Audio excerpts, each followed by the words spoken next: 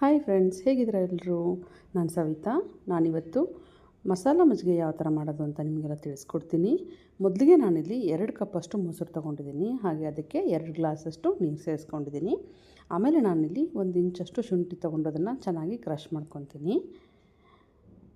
ಈ ಮಸಾಲ ಮಜ್ಜಿಗೆನ ನೀವು ಮಕ್ಕಳಿಗೂ ಕೂಡ ಕೊಡ್ಬೋದು, ತುಂಬಾ ಟೇಸ್ಟಿಯಾಗಿರುತ್ತೆ. ನಾನಿಲ್ಲಿ ಮಕ್ಕಳಿಗೆ ಕೊಡ್ತಿರೋದ್ರಿಂದ ನಾನು ಹಸಿಮೆಣಸಿನ್ಕಾಯಿ ಸೇರಿಸಿಲ್ಲ. ನೀವು ಬೇಕಂದರೆ ಹಸಿಮೆಣಸಿನ್ಕಾಯಿ ಕೂಡ ಸೇರಿಸ್ಕೋಬೋದು. ನೆಕ್ಸ್ಟ್ ನಾನಿಲ್ಲಿ ರುಚಿಗೆ ತಕ್ಕಷ್ಟು ಉಪ್ಪು ಹಾಕ್ಕೊಂಡಿದ್ದೀನಿ. ಉಪ್ಪು ಹಾಕ್ಕೊಂಡಾದ್ಮೇಲೆ ಇದನ್ನು ಚೆನ್ನಾಗಿ ಮಿಕ್ಸ್ ಮಾಡ್ಕೋಬೇಕು. ಅಂದರೆ ಮಜ್ಜಿಗೆ ಕಡಿಯೋದು ಅಂತ ಹೇಳ್ತೀವಿ ನಾವು. ಇದನ್ನು ಚೆನ್ನಾಗಿ ಮಜ್ಜಿಗೆ ಕಟ್ಕೋಬೇಕು. ಖಂಡಿತ ಮನೇಲಿ ಟ್ರೈ ಮಾಡಿ, ತುಂಬಾ ಟೇಸ್ಟಿಯಾಗಿರುತ್ತೆ. ನೆಕ್ಸ್ಟ್ ನಾನೀಗ ಇದಕ್ಕೆ 1/4 ಚಮಚದಷ್ಟು ಜೀರಿಗೆ ಪುಡಿ ಹಾಕ್ಕೊಂಡಿದ್ದೀನಿ. ಆಮೇಲೆ ನಾನಿಲ್ಲಿ ತುಂಬಾ ಕಡಿಮೆ ಎಣ್ಣೆ ಹಾಕ್ಕೋಬೇಕಾಗತ್ತೆ. ನೀವು ಸ್ವಲ್ಪ ಎಣ್ಣೆ ಹಾಕ್ಕೊಂಡು ಅದಕ್ಕೆ ನಾನು 1/4 ಚಮಚದಷ್ಟು ಸಾಸಿವೆ ಹಾಕ್ಕೊಂಡಿದ್ದೀನಿ. ಹಾಗೆ ಅದಕ್ಕೆ ಕರಿಬೇವು ಹಾಕ್ಕೊಂಡಿದ್ದೀನಿ. ಇವಾಗ ಇದನ್ನು ಒಗ್ಗರಣೆ ನಾನು ಮಜ್ಜಿಗೆಗೆ ಮಿಕ್ಸ್ ಮಾಡಿದ್ದೀನಿ.